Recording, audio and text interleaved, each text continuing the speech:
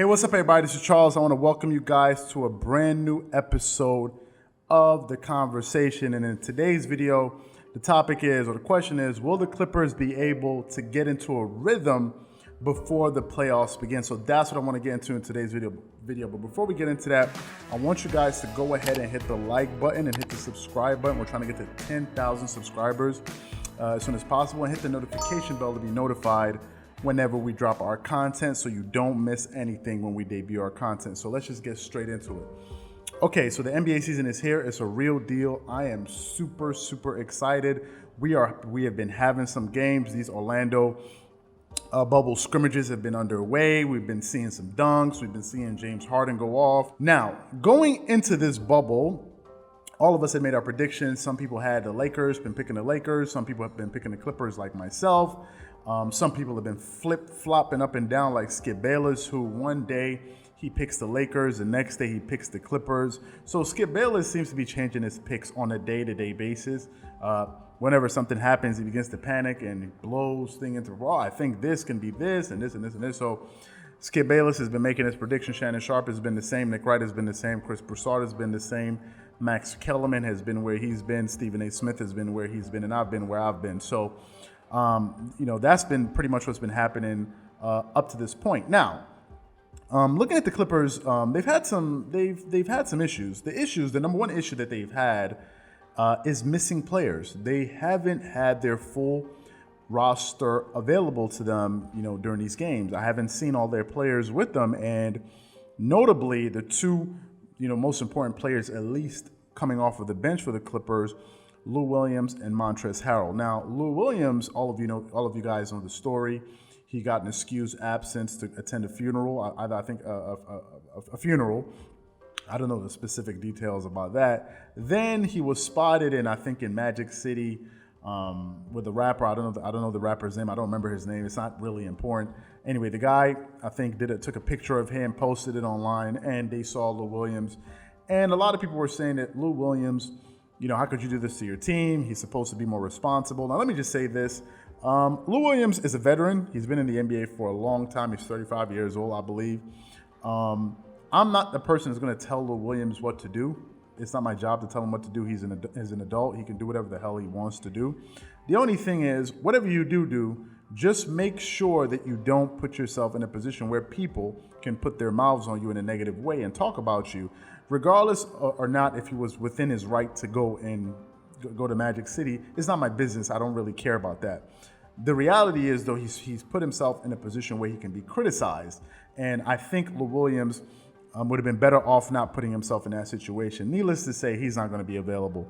Montrezl Harrell has been out of the bubble for, I think, personal reasons, for family reasons.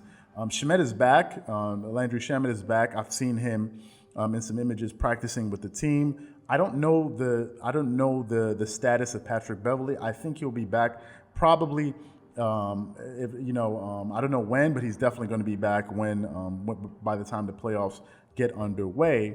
But for me, I'm looking at a bunch of different things, and I'm just going to break down my argument. So obviously, we know players that are missing, and it's important that these players all get some reps together, because this is how they build a lot of continuity. Kawhi Leonard in these games hasn't looked like himself. I mean, he's looked a little bit stiff. He's not shooting a very good percentage from the floor. I don't know what that is. Maybe it's a new court. Maybe it's a new setting. Maybe something personal is happening. Maybe his shot has just been off. But Paul George, on the other hand, his running mate, has been sensational. And I said this. I mean, when a lot of people were down on Paul George, I said, hold on a minute, man.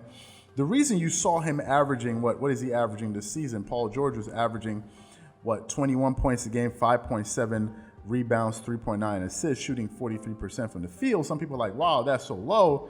But remember, Paul George has been injured. He's been in and out of games all throughout this season, and he's only playing 29 minutes a game. Now, granted, he's shooting 40% from the three-point line and 88% from the free throw line, but you have to understand that Paul George can put up much better numbers. He's just been in and out of the lineup, and you have to work yourself into a rhythm.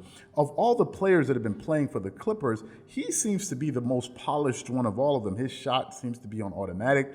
If you look at him coming off of screens and picks, I told you he is an exceptional shooter, catch and shoot player, and it's one of the reasons him and Kawhi Leonard play so well together, because they don't need a ball to be dominant. They can catch and shoot. They can play within the offense. They're really good with moving without the ball and scoring. Catching the ball with a live dribble and going to work immediately. They don't waste a lot of energy, and I think this is one of the reasons that they're probably the best tandem in the NBA, at least according to me. That's what I think. So Paul George has been a really bright spot for them. However, time is short. They have only so many games, and before you know it, the playoffs are going to begin. And when I look at the NBA schedule for this coming season, I mean, the playoffs begin on August 17th. That's when the first round begins, and we're already in August, so they really need to get underway and start playing well, because they don't have as much time as they think they do. They need to get the other members of that roster back into the bubble, if not for the first few games, but they need to play at least 4 or 5 games together. Now, I know Lou Williams is back, but he's under a mandatory 10-day quarantine, so he's serving his time. He's just fine. He's there already. I'm waiting to see the status of Montrezl Harrell. Zubac is already there. They have a lot of their players there, but what's important is not just players being there. They need to practice together. I think the entire Clippers roster has been healthy all but 12 times this season. And in those 12 games, they went 11-1. So they have a lot of potential. We know that they're the deepest team in the NBA. We know that Montrezl Harrell and Lou Williams can come off the bench and get you 40 points. No other team has that type of luxury.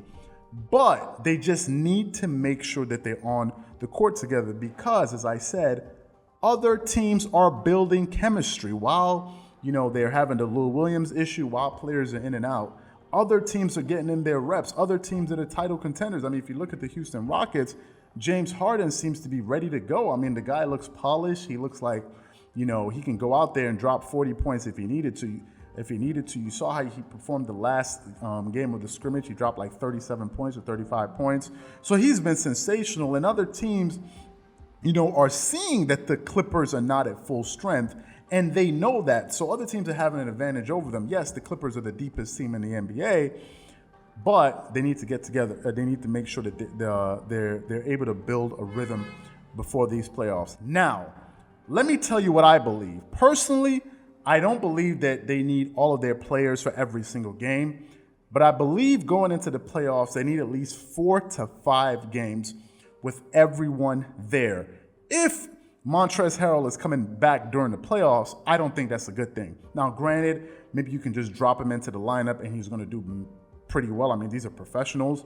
They should be able to play well, but they need to get some reps in together. And I think they will. I think before the playoff starts, they're going to have at least 4 or 5 games when all of the players are healthy. No one is injured, really, apart from the story I heard about Anthony Davis, but no one is really injured.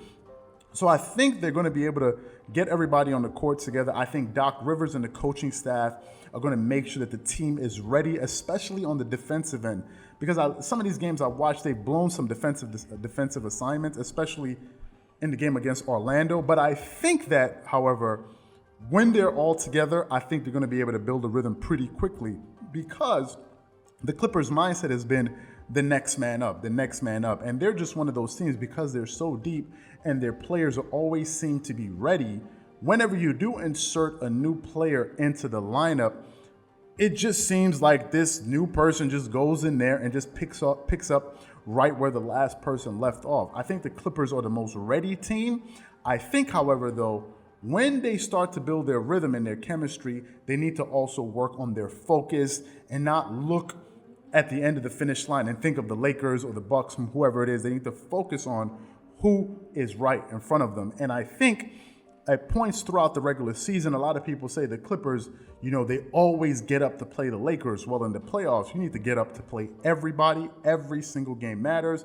And I believe they're going to build a rhythm. So what I want to know from you guys is very simple. Do you think the Clippers are going to be able to build a rhythm before the playoffs? Or do you think that there's just a little bit too much turmoil, too many different players are missing?